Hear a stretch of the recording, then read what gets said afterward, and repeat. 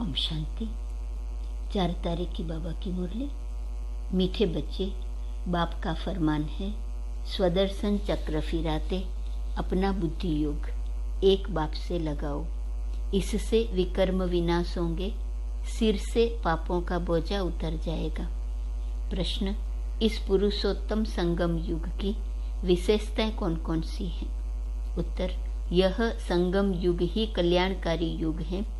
इसमें ही आत्मा और परमात्मा का सच्चा मेला लगता है, जिसे कुंभ का मेला कहते हैं।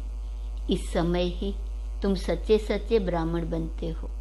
इस संगम पर तुम दुखधाम से सुखधाम में जाते हो, दुखों से छूटते हो। इस समय तुम्हें ज्ञान सागर बाप द्वारा सृष्टि के आदि मध्य अंत का पूरा ज्ञान मिलता है। नई दुनिया के लिए नया ज्ञान बाप देते हैं, तुम सांवरे से गोरा बनते हो। 5 विशेषताएं बाबा ने कल्याणकारी संगम युग की बताई। संगम युग ही कल्याणकारी युग है। इसमें आत्मा और परमात्मा का सच्चा मेला लगता है, जिसे कुंभ का मेला कहते हैं। दूसरा, इस समय ही तुम सच्चे सच्चे ब्राह्मण बनते हो। तीसरा, संगम पर ही तुम दुखधाम से सुखधाम में जाते हो, दुखों से छूटते हो। चौथा, तुम्हें ज्ञान सागर बाप द्वारा सृष्टि के आदि मध्य अंत का पूरा ज्ञान मिलता है। नई दुनिया के लिए नया ज्ञान बाप देते हैं। और 5वां, तुम सांवरे से गोरा बनते हो। गीत, इस पाप की दुनिया से और कहीं ले चल। ओम शांति। मीठे मीठे बच्चों ने गीत सुना और बच्चों की बुद्धि में यह बैठा हुआ है कि बरोबर कलयुग पाप की दुनिया है। इस समय सब पाप ही करते रहते हैं। बाप आकर तुम बच्चों को कल्प कल्प गति सदगति देते हैं। जब पतित दुनिया को पावन बनाना होता है, तब पतित पावन बाप आते हैं। आकर बच्चों को आप समान बनाते हैं। बाप में कौन सा ज्ञान है? सारे सृष्टि चक्र का ज्ञान है। तुम बच्चे भी इस सृष्टि चक्र को जानते हो।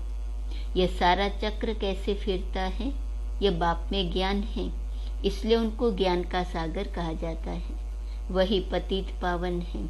इस चक्र को समझने से, स्वदर्शन चक्रधारी बनने से तुम फिर स्वर्ग के चक्रवर्ती राजा रानी बनते हो।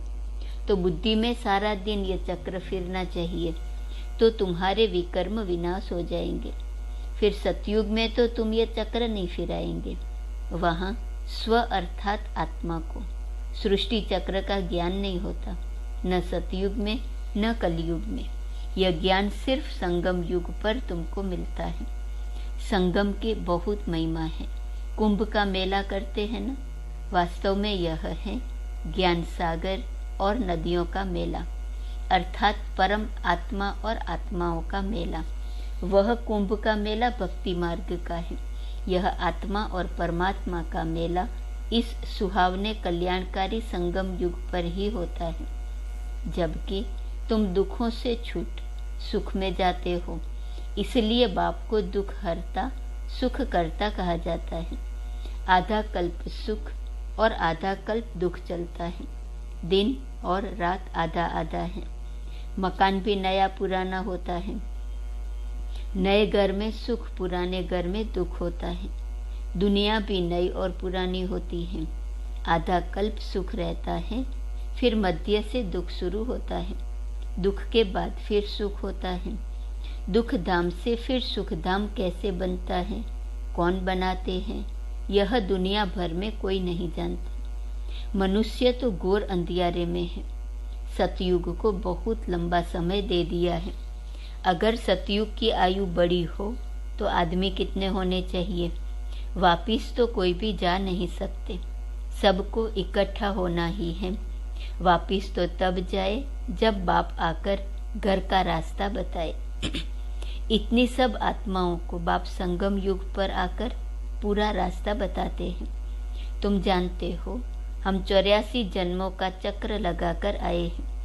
सतयुग त्रेता में हमने कितने जन्म लिए हैं, वहाँ कितने वर्ष कौन कौन राज्य करते हैं, सारा तुम्हारी बुद्धि में है। सतयुग में है 16 कला संपूर्ण, फिर 14 कला, फिर उतरती कला होती है। इस समय बहुत दुख है। दुख होता ही है पुरानी दुनिया में। सतयुग को नई दुनिया, कलयुग को पुरानी दुनिया कहा जाता है। अभी है संगम, अब पुरानी दुनिया का विनाश होता है। बाप नई दुनिया बना रहे हैं। तुम पुरानी दुनिया से निकल जाए नए घर में बैठेंगे। तुम कहेंगे हम नए घर के लिए पुरुषार्थ कर रहे हैं कि हम नई दुनिया में ऊंच पद पाएं। बाप सिर्फ कहते हैं मुझे याद करो और कोई तकलीफ नहीं देते। कैसे भी टाइम निकाल फरमान मानना चाहिए, परंतु माया ऐसी है जो फरमान मानने नहीं देती, बाप से बुद्धि योग लगाने नहीं देती।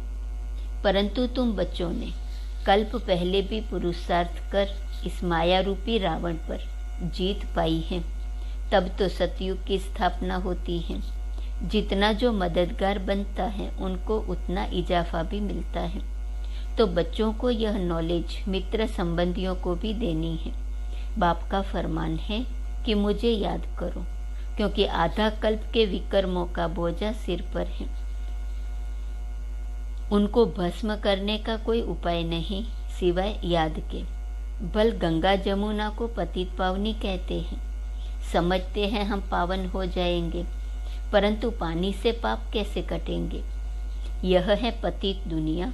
तब सब पुकारते हैं, हे पतित पावन, आकर सतयुग की स्थापना करो। सो तो सिवाय बाप के कोई स्थापन कर न सके। तो यह है नई दुनिया के लिए नया ज्ञान। देने वाला एक ही बाप है। श्री कृष्ण ने ज्ञान नहीं दिया। श्री कृष्ण को पतित पावन नहीं कहा जाता। पतित पावन तो एक ही परमपिता परमात्मा है जो पुनर्जन्म रहित है।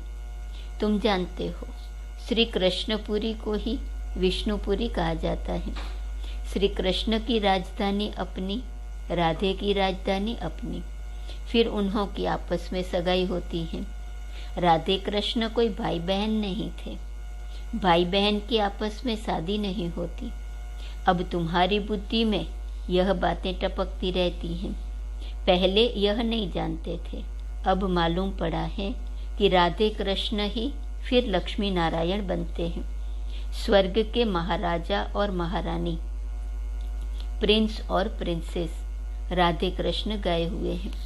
उन्हों के माँ बाप का इतना ऊंचा मर्तबा नहीं है। यह क्यों हुआ? क्योंकि उन्हों के माँ बाप कम पढ़े हुए हैं।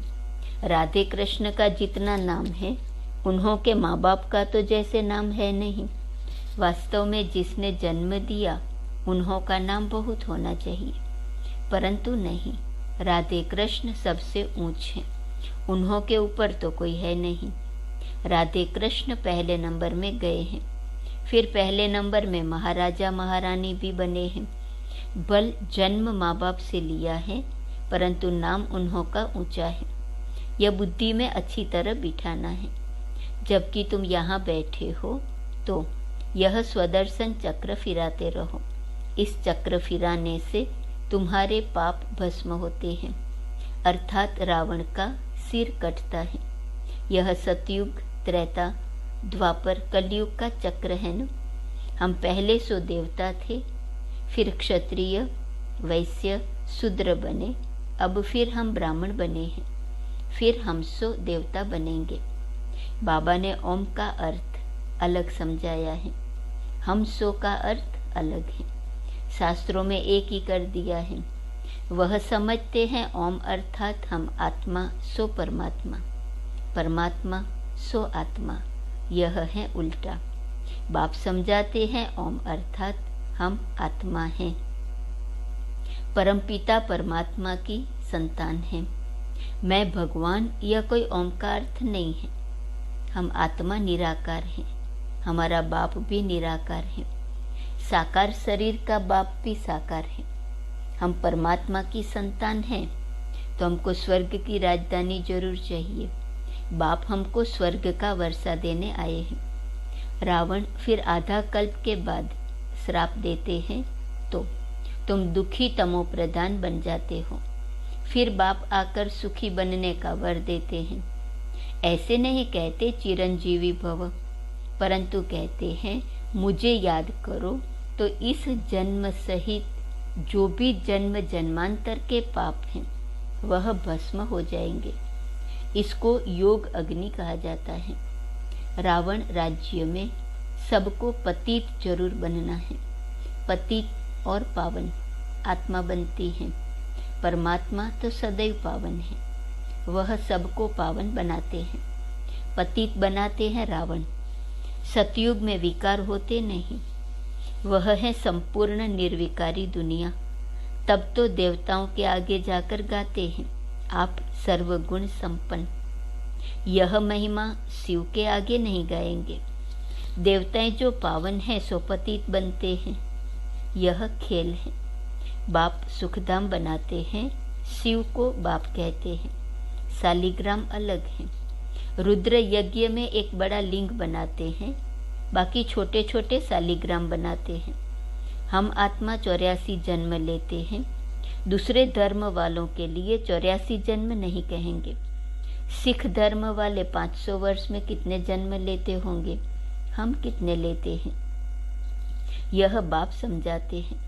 ब्राह्मणों की ही चोटी मशहूर है। सच्चे ब्राह्मण होते ही हैं संगम पर। यह कल्याणकारी युग है। यहाँ ही तुम सबका कल्याण होता है।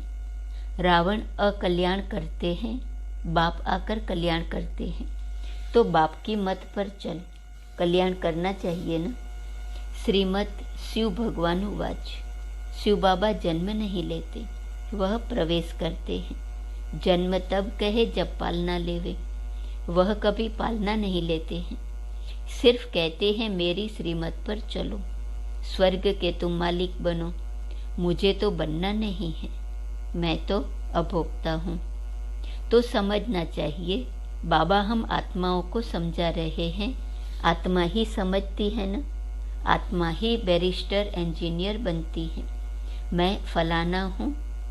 आत्मा ने कहा हम देवता थे, फिर हम 8 जन्म बाद क्षत्रिय बने, फिर 12 जन्म लिए, फिर मैं पतित बनता हूँ। अब बाप कहते हैं बच्चे आत्मा अभिमानी भव। यह समझने की बातें हैं। आत्मा कहती है हम सतयुग में थे तो महान आत्मा थे, फिर कलयुग में महान पाप आत्मा है। सबसे महान ते महान आत्मा है एक परमात्मा जो सदैव पवित्र है। यहाँ तो मनुष्य सदैव पवित्र रहते नहीं। सदैव पवित्र तो सुखधाम में रहते हैं। त्रेता में भी कुछ कला कम होती जाती है। अभी हमारी चढ़ती कला है, हम स्वर्ग के मालिक बनते हैं। फिर त्रेता में आएंगे तो 2 कला कम हो जाएंगी। फिर द्वापर में 5 विकारों का ग्रहण लगने से काले होते जाते हैं। अभी बाप कहते हैं इन 5 विकारों का दान दो तो ग्रहण उतर जाए, फिर तुम सतयुगी संपूर्ण देवता बन जाएंगे। पहले पहले देह अभिमान छोड़ो, काम विकार का दान दो। अंत में आकर नष्ट मोहा होता है, बनना होता है। अभी तुम आत्माओं को स्मृति आई है कि हमने बरोबर 84 जन्म भोगे हैं। द्वापर से रावण ने श्रापित किया है, इसलिए सब दुखी हैं। क्या द्वापर के राजा रानी आदि बीमार नहीं पड़ते होंगे? यह भी दुख हुआ ना। यह है ही दुख की दुनिया। सतयुग ही है सुखधाम। तो भगवान की श्रीमत माननी चाहिए ना। बेहद के बाप की जो मत नहीं मानते हैं उन्हें महान कपूत कहा जाता है। कपूत बच्चे को बाप से क्या वर्षा मिलेगा?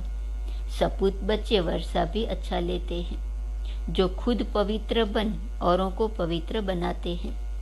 बेहद का बाप आत्माओं को पढ़ाते हैं, हे आत्माएं कानों से सुनती हो। कहते हैं हाँ बाबा, हम आपकी श्रीमत पर चल जरूर श्रेष्ठ बनेंगे। ऊंचते ऊंच भगवान हैं तो जरूर पद भी ऊंचते ऊंच देंगे न। स्वर्ग का वर्षा देते हैं आधा कल्प के लिए। लौकिक बाप से तो हद का वर्षा मिलता है, अल्पकाल का सुख। कलयुग में है कागविष्टा समान सुख, इसलिए सन्यासी घर बार छोड़ देते हैं। वह गृहस्थ धर्म को नहीं मानते हैं। गृहस्थ धर्म सतयुग में है न। तुम जानते हो इस पढ़ाई से हम विष्णुपुरी में जाते हैं। उसके लिए परमपिता परमात्मा हमको पढ़ा रहे हैं। भक्तों को पता ही नहीं कि भगवान कौन है, उनका कर्तव्य कौन सा है, कैसे वह पतित से पावन बनाते हैं। अभी तुम पावन बन रहे हो। दुनिया उस पतित पावन बाप को याद कर रही है। अभी तुम संगम युग पर खड़े हो, बाकी सब कलयुग में है। वह समझते हैं कि कलयुग तो अर्जुन बच्चा है। तुम जानते हो कि कलयुग का अब विनाश होने पर है। अब तुम्हें सतयुग में जाना है। बाप ने तुम्हें स्मृति दिलाई है, मैं कल्प कल्प तुमको वर्षा देता हूँ, तो वर्षा पूरा लेना चाहिए ना। तो बाप ऐसे थोड़े ही कहते हैं कि यहाँ बैठ जाओ, बल गृहस्थ में रहो, घर में रहो, सिर्फ ये स्वदर्शन चक्र फिराते रहो और नष्ट मोह हो जाओ। बाबा ये तो नहीं कहते यहाँ बैठ जाओ, भले रहो गृहस्थ व्यवहार में, सिर्फ ये स्वदर्शन चक्र फिराओ और नष्ट मोह हो जाओ। एक शिव बाबा, दूसरा न कोई। हम जानते हैं कि अब हमारा नया संबंध जुट रहा है, तो पुराने में ममत्व नहीं रहना चाहिए। नई दुनिया, नई राजधानी से ममत्व रखना है। अब तो मौत बिल्कुल सिर पर सवार है। तैयारियां होती रहती हैं। सतयुग में अकाले मृत्यु होती नहीं। समय पर एक पुरानी खाल छोड़ नई ले लेते हैं। अच्छा, मीठे मीठे सिकिलदे बच्चों प्रति माता पिता बाप दादा का याद, प्यार और गुड मॉर्निंग। रूहानी बाप की रूहानी बच्चों को नमस्ते।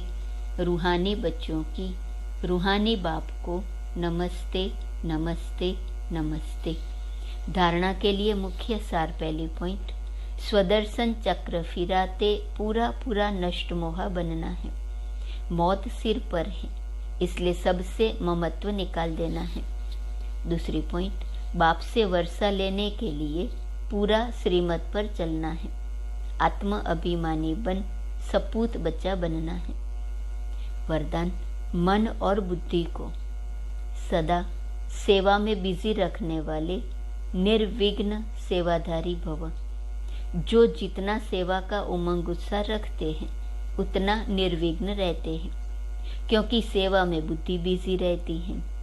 खाली रहने से किसी और को आने का चांस है, और बिजी रहने से सहज निर्विघ्न बन जाते हैं। मन और बुद्धि को बिजी रखने के लिए उसका टाइम टेबल बनाओ। सेवा व स्वयं के प्रति जो लक्ष्य रखते हो, उस लक्ष्य को प्रैक्टिकल में लाने के लिए बीच बीच में अटेंशन जरूर चाहिए। अटेंशन कभी टेंशन में बदली न हो। जहाँ टेंशन होता है वहाँ मुश्किल हो जाता है। स्लोगन, सेवा से जो दुआएं मिलती हैं वही तंदुरुस्त रहने का साधन है।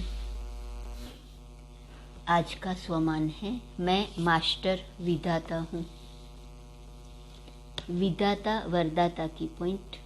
आज विधाता वरदाता बाप दादा अपने मास्टर विधाता वरदाता बच्चों को देख रहे हैं। हर एक बच्चा विधाता भी बने हो तो वरदाता भी बने हो। विधाता वरदाता के साथ विधि विधाता भी आप ब्राह्मण हो। आपकी हर विधि सतयुग में कैसे परिवर्तित होती है, इस समय के हर कर्म की विधि भविष्य में चलती ही है, लेकिन द्वापर के बाद भी भक्ति मार्ग में इस समय के श्रेष्ठ कर्मों की विधि भक्ति मार्ग की विधि बन जाती है। तो पूज्य रूप में भी इस समय की विधि जीवन के श्रेष्ठ विधाता के रूप में चलती है, और पुजारी मार्ग अर्थात भक्ति मार्ग में भी आपकी हर विधि नीति व रीति में चलती आती है। ओम शांति।